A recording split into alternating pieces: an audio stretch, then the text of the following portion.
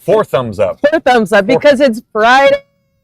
You brought me a coffee this morning. It's episode 28. It's a little warmer inside and outside today.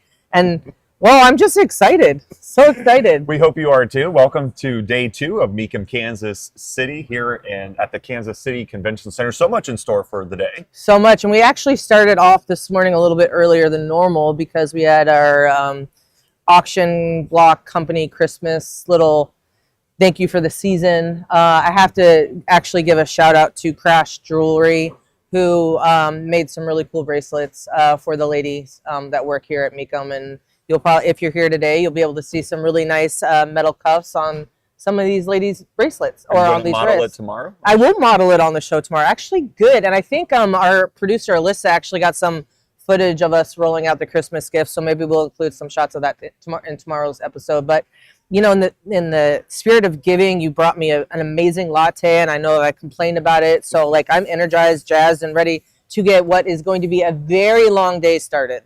Well, we have on the docket, crossing the auction block today, 343 vehicles. That contains 2 collections, and there's 40 pieces of road art. And I think you said it well, Breon. The vehicles are jammed in here. There's so much to see. There is. Again, like I said yesterday, I think we have like 150 more lots than we've had in the past. So it is jam-packed. But also at the beginning of the auction block, guys, is our Mecum shop. So it's got a really nice presence here. You know, you can't miss it. But you can see our T-shirt, our Kansas City T-shirt. I love that design. But I'm also wearing a vest out of the Horn Legends collection. This is available for purchase too. It's nice when you're inside and you don't need maybe a sweatshirt or a jacket. You got this nice zip-up vest, which is actually men's, but it fits me well. But yeah. Yeah, it is the holiday season, and so all this makes great gifts. And there's a whole lot more both on-site at the Mecum shop as well as online at, you can find that by heading over to Mecum and then the shop tab, all the latest gear. And now is the time to, if you're not here and you have to order online, to get those orders in so they arrive in time for Christmas. Absolutely. And we can give you our addresses if you want to buy us some gifts as well. That's right. So let's talk about a new race car, Breon. That's exciting. Oh, I've read so much about this. I know, it's very exciting. So, you know I love racing. Genesis, Hyundai's positioned that as a more premium luxury brand, similar to how Honda and Acura, Toyota, Lexus, all of that. They are really making some moves, and they have shown off a brand new race car prototype called the GMR-001 Hypercar. This is going to be competing in the LMP2 series of racing. They've announced the drivers who are going to be part of this program. They haven't announced any specs on the car, Breon, but according to the race class that the car will be competing in, we know that it will be likely a hybrid setup with a V6 or V8 turbocharged. That's turbocharged. There will be a combined horsepower of 670 horsepower is going to be the output. Top speed likely around 200 miles per hour. And Genesis is working with Oreca Motorsports. And I should say that all of this is under a newly launched Genesis Magma Racing division. And I think what's really exciting about this, Breon, is that this is going to lead, I think, to other performance endeavors within the Genesis lineup, which I think is fantastic. That whenever you get a halo car like this kind of a hypercar to lead the charge, it always leads to more performance and more luxury. And I know that Cadillac announced going into F1, but Hyundai getting into a racing program series in itself is kind of, I mean, that's newsworthy. Right. It doesn't even matter. You know, obviously we're excited about the Genesis and what it can be, but just when you think about Hyundai's historically, you don't really think about it as a race car or a race vehicle. So I'm just very excited. I always like the underdog, so you might see me rooting for this just because it's not something that you would historically think of as a racing brand. And in the class, it will be going up against other cars like the Porsche 963, the Ferrari 499P Hypercar, Cadillac in a V-Series R, and the Lamborghini with the SC63. So all good points, Breon. It's exciting to see Genesis kind of take this step. It's a big step for the brand. I would say it's like the biggest step they've ever taken. The car looks fantastic. You can see it there. As our show producer Alyssa says, she got mad Batmobile vibes from it. I mean, that is, especially with the photo and this CGI in that photo, it does give you a Batmobile vibe. But I really do think that it's fantastic. Again, when a brand takes this kind of initiative, it really does help to provide a focal point and to project some excitement into the lineup, not just what they're doing on the track, but what customers can find in the showroom. Even better. So, all right, well, let's talk about Land Cruisers, Breon. Shifting gears, that might be a hard shift. But I love how you go from these concept race hypercars to a Land Cruiser. Yeah. Different type of element, right? That's what we do here at Mecum in the morning. It's been a busy, fall, winter for me on the move. You're welcome. I know, that's right. But I've enjoyed every minute of it. But part of the travels have included a couple days in the Utah area. We mentioned on the show yesterday, I checked in with Dave Kindig. And again, we have some of that showing on tomorrow's show. But today I found another great spot to showcase there in Sandy, Utah. It's the Land Cruiser Museum. I stopped by and hung out with their internal curator, Dan, for a full walk around the museum. Here to take a look.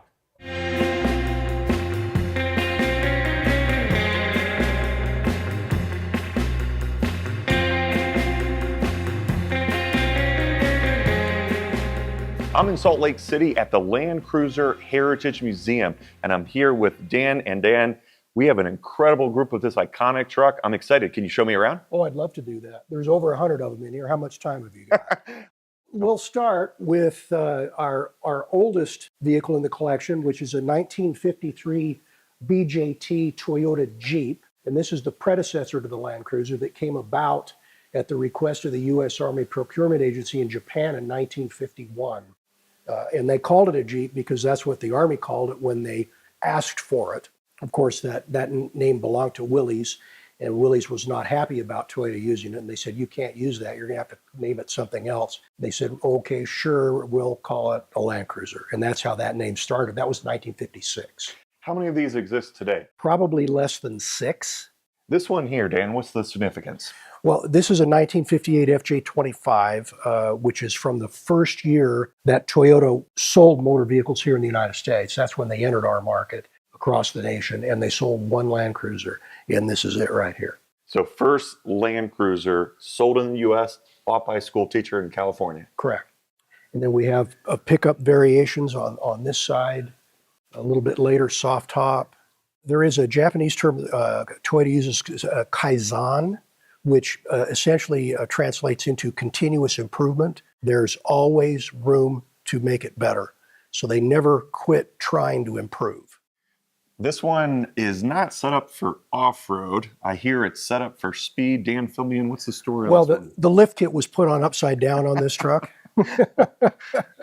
This is the Land Speed Cruiser. This was built by Toyota's U.S. racing team. Their goal was to produce the world's fastest SUV. 5.7 liter V8 that was massaged by the racing team. It's a stock block with custom internals. It's estimated that the engine produces around 3,400 horsepower. Get out. It did hold the record. It got the record in 2016, 230.02 miles an hour at an airport. On that high-speed run, they had the boost dial at 19 pounds. And at 19 pounds, the engine was producing just under 2,000 horsepower. They could have gone a lot faster than 230 miles an hour, but the front end was coming up on it. So where do you guys keep the wings that can install? Fire trucks, for example. We have several here, and they use Land Cruisers because they're small enough. Everything is built very close together, and the roads are quite narrow. I don't know if you've ever been to Japan, but if you ever go there, you'd be astonished at how close and tight everything is. And what we would consider a normal-sized vehicle here in the United States is huge over there. And talk about huge, I've got one for you. This is a mega cruiser.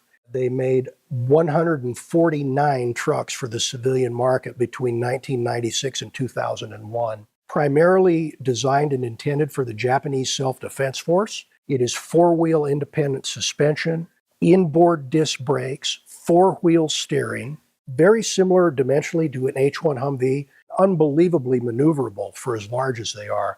You can do figure eights in them with the four-wheel steering. It's really crazy. That's a 4.1 liter four-cylinder turbo diesel, a liter a cylinder. When you think of that displacement, that is amazing. This is the Expedition 7 fleet that was driven around the world between 2012 and 2014. And the goal was to drive the same motor vehicle on all 7 continents. And they accomplished that. It took 2.5 years. Total miles driven, just over 58,000. This is the only 4-wheeled motor vehicle in the world that's been on all 7 continents. How does the museum go about selecting vehicles and the conditions that they're in to showcase? Land Cruisers are not transportation, they're family members. This is a 1973 FJ40 that was destroyed in the Paradise Fire in Paradise, California in November of 2018. Land Cruisers have a worldwide reputation for durability, reliability. This is about the only way you can stop one is by burning it to the ground. Well, thank you, Dan, for sharing about the legacy of these incredible trucks. I can tell that you're a genuine enthusiast. And if you want to find out more about the Land Cruiser Heritage Museum, come on out to Salt Lake City and check out in person. Again, Matt gets to have all the fun. All the fun. I love how Dan, summed it up very well, that the only way to stop a Land Cruiser is by burning it to the ground. and in that case, literally, I think he means mostly metaphorical, but a huge thanks to the team there at the Land Cruiser Museum. It was awesome to tour it.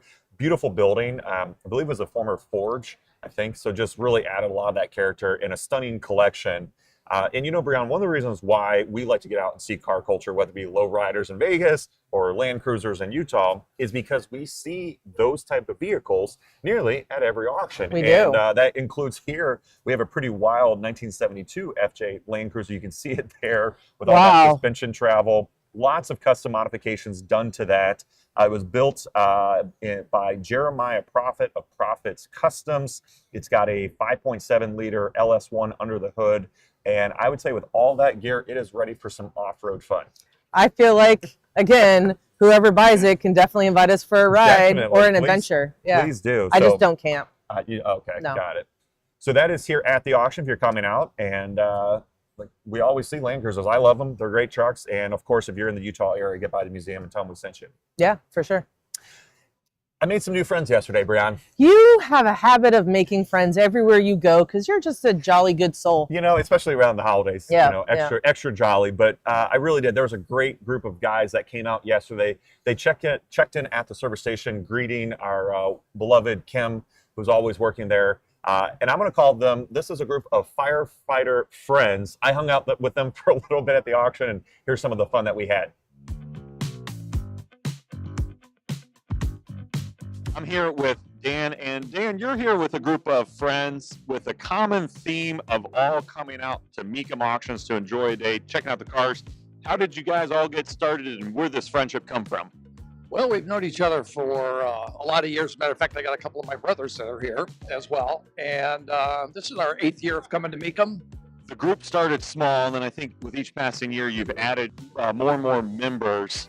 Yeah, well, we come back and we talk about how much fun we have here and all the great people we meet here, like our friend Kim. And as the word goes on that we've had so much fun here in Kansas City, especially here at Mecum, people want to join the group. So we're always, this is our largest group we've had so far. There's 13 of us this year. For the first time, the group is going to make the trek down to Florida to take in Kissimmee. What are some of your thoughts leading up to that big auction? Well, it really started off with Kim. Been talking to us the last couple of years. You need to get out of the winter and come down to Florida, get some warm weather. So we decided this year, let's just do Kissimmee. What keeps you coming back when you come on site? Honestly, it's not just the cars, which are great, and the action of the auction. It's the people. It's the people we meet here, whether it's the bidder's assistants that we've had, like Chick and George, who I've known for a lot of years coming down here, Kim, and just a lot of the good folks that are down here helping us out. We're having a blast. It's really a lot of fun. It's amazing how these cars kind of bring us together. Yeah, it's been a lot of fun. Like I said, if you've never been to a Mecum auction, you really need to go out and see one. It's a blast. It's absolutely a lot of fun. All the friendship we've got, and we have a great time when we're here. It's like a large car show under one roof. I'm going to quiz you. We're going to do a lightning round of COPO, starting with, what does the acronym stand for? Central Office Production Order. Correct. Without looking at the car behind us, because that's cheating, what was the displacement that the engine that was most used during the COPO program, what was that displacement? 427. Correct, 427.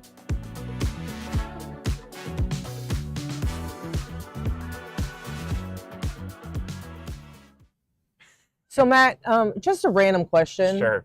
How much do you really know about Camaros? I know a good bit. And I will say we did have a lot of fun. Now, the first thing that I need to talk about that package is the guys toned it down on camera. I just want to make that perfectly clear. They did excellent. We had a great time, but when the camera wasn't rolling, they were so crazy and had so much fun. So I will say, all the banter, all the laughter, there was so much going on. Again, it didn't come across because when Alyssa had the camera on, they kind of got in line. Yeah. But it was so much fun hanging out with They them. behave at the right time, at the right moments. Yeah. But a very genuine group of friends, Breon. I can't stress that enough. Just the way that they were, they had such a friendship, and it was so authentic and organic about how it's evolved from, I think, 8 years they've been coming out to Mecum auctions. Most of them are retired firefighters. I'm assuming when it says firefighters and friends. Firefighter friends. Yeah, that's why I called the group. Yeah. Firefighter friends. That is so creative. It was very creative, Yeah. I know. Yeah. But it was great to have them come out. They said that they enjoy the auction. It's kind of what brings them together. And then, of course, I think we had a conversation about favorite cars. And it started off with GTOs, which is great. And then they said, we like and we know Camaros. So And they didn't know you wrote two. They did. I was a ringer. Is that what you call it? Yeah, right? I was a little bit of a ringer, and it was. But we did have a lot of fun talking about Camaros, and of course, I had to educate them a little bit on the Copo program, one of my favorite genres and eras of Camaro history. So that's what you got to see there. Yeah. Well, I missed that on the fun. No one invited me along. But something that I think we want to touch on is the tours and the aspect. If you're coming as a group or a bunch of friends together, just reach out to Kim at the service station. She can set you up with a tour. You could do a meet and greet with Matt and challenge him on his Camaro facts. That's what the service station is about, is really giving that customer service experience, having Matt talk about anything. I think we're just gonna, Absolutely, yeah. Anyone who wants to talk Camaros, head my way, and a couple hours later, I'll let you go. So a couple hours later. Okay, guys. Well, maybe I'm not going to promote that any longer. No, it's a lot, and we generally had a lot of fun. Good group of guys, and one of them told me as we were walking around, Breon, he said that it's the kind of friendship. He said if someone needs something at 2 a.m., he said within that there'll be 10 people showing up to help, or someone needs a project on their house. He goes, it's just that's the kind of relationship that they have. I feel like that's our friendship. If I called you at 2 a.m. and I needed help, I feel like you'd be there for me. I haven't called you at 2 a.m. yet. There might be a time and a place where I do. But today, you saved the day by bringing me coffee, knowing that I would need it. I did.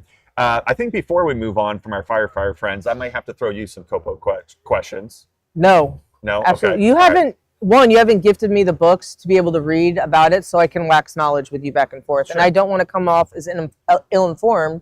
So maybe for Christmas, send me your books, and I'll read them, and then we can have a Copo challenge. Copo challenge, I like it. And we do have a great example of a late model Copo Camaro. You saw that at the end of the package, that red one there with that 427. We should run a contest for our Mecum in the Morning fans, and whoever wins, we'll have to figure out the parameters of the contest, gets autographed copies of your book. Sure. Yeah. I think that's great. So maybe tonight, let's think of the challenge. Let's talk about it on tomorrow's show, and then whoever wins gets an autographed copy of your book. I love it. And I get to talk more Camaros with new friends. I know. Let's sounds like a win-win.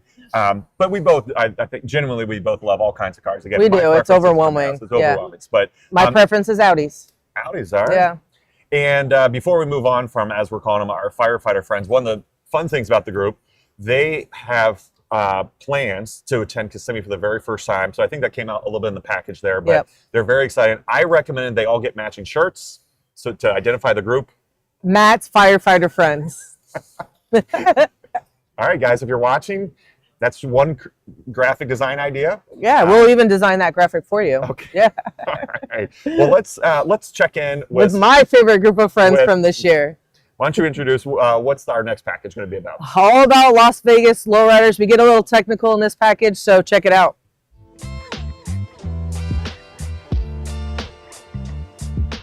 I'm Noel. This would be a 1963 Impala Super Sport. Fully custom interior paint job. Basically, the lowrider community here in Las Vegas is a lot of families, their kids, daughters, sons, everything just trickles down. I've been lowriding since 1991, straight out of high school. A lowrider must have wire wheels and must have hydraulics, no air suspension. You can't be a lowrider on stock wheels. We have 10 industrial batteries. They're 31 series batteries. They're 1,000 cold cranking amps each. And what we're looking at is 4 pumps. They're from High-Low Hydraulics from El Paso, Texas.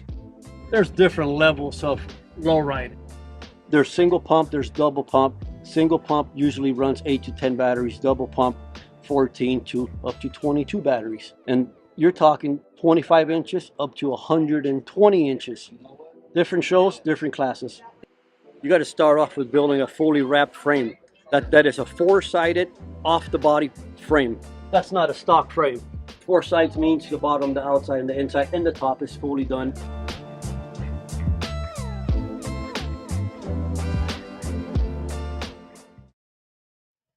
Again, I can't say it enough. That was one of my favorite days outside of actually being at the auction that I've had, you know, in the 9 months that I've been with Mecum. They were so welcoming. The amount of stuff that we learned about lowriders, like what goes into it, the amount of batteries that they have just to run the hydraulic system, just the custom jobs, like the paint, the care, what qualifies or what they would qualify as a potential lowrider. It's just so much. And Noel was fantastic. And that green with those paint details is just absolutely amazing. He summed up the lowrider life, I think, perfect. That's a great package showcasing what it's all about. Yeah. The thing that I think stood out most to me, Brianna, is that you talked about the high level of quality on those builds. I mean, they are at any level comparable to other, you know, restored classic vehicles, and yet that crew is not afraid to send it and make it hot and showcase what the cars can do. Yeah. I mean, like, that's the thing that blew me away is that, you know, I think there's a couple times we actually told them, we're like, you don't have to go that hard. You don't have to jump that high. I think that was a challenge for them. But yeah, it just speaks to the fact that they're not afraid to put in the labor and the work into their cars and then show them off. You know, and I think the gentleman's name might have been Dan, but some people do go into competitions. Either it's for show, right, in a lowrider, and it doesn't have, and they're not going to hop. I think that's what it's called. I think, and there's hopping competitions. So those are the cars that actually get put through the paces day in, day out, and just you have constant upkeep and maintenance to maintain the beauty of them while doing the function, which is the hopping competitions. And I think that's a great opportunity, Brianna. We'll have to go to a hopping competition. I am so you know how I'm still smiling from that day. So anytime you want to bring lowriders back in my life, I'm down for it. And I will say, I know I've seen a little bit. I've never attended one in person, but I believe that they have the car be stationary. Yep. And then they literally have a gigantic ruler, Yeah. you know, that's I think 9 and 10 feet tall. And the car, you know, they allow the owner to show what it can do, how high it can get. I don't know where they measure, if it's the bottom of the tires or the axle, but we'll have to find one, check it out. I'm sure Noel and we can the follow mayor- up. We can have Aaron, your friend, put us back in touch with them, ask them some questions. But we are going back to Vegas for motorcycles at the end of January, and so maybe we can sneak some time in and follow up with our friends. Absolutely. Yeah. And something that's important to note for our viewers is that these packages, if you want to watch them again or share them with friends, they are being uploaded to the Mecum YouTube channel as standalone items, Yep. Which is also where you can drop us a comment either on the packages or on the Mecum in the Morning show.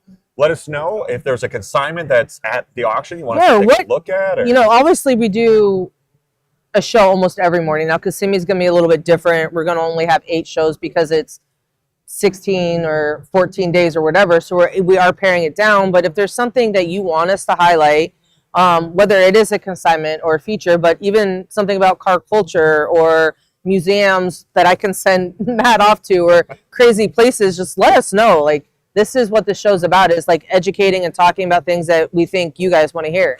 And speaking of that, I'm going to throw out a challenge for our viewers in the comments. Did you already come out with a challenge? No, well, this is a pre-challenge. Oh, a pre-challenge of the challenge. This is well, I just was going to say, drop a comment with a Camaro question. Let's talk Camaros on the show tomorrow during the comments. Yeah. Drop me a question if you want to know about Copos, L89s, L78s, all the good stuff. I'm sorry, what? We'll find out tomorrow. Well, thanks for watching. And as we sign off, be sure to tune in to the Mecum TV broadcast today. The TV crew is revved up and ready to go, aren't they? They are. All right.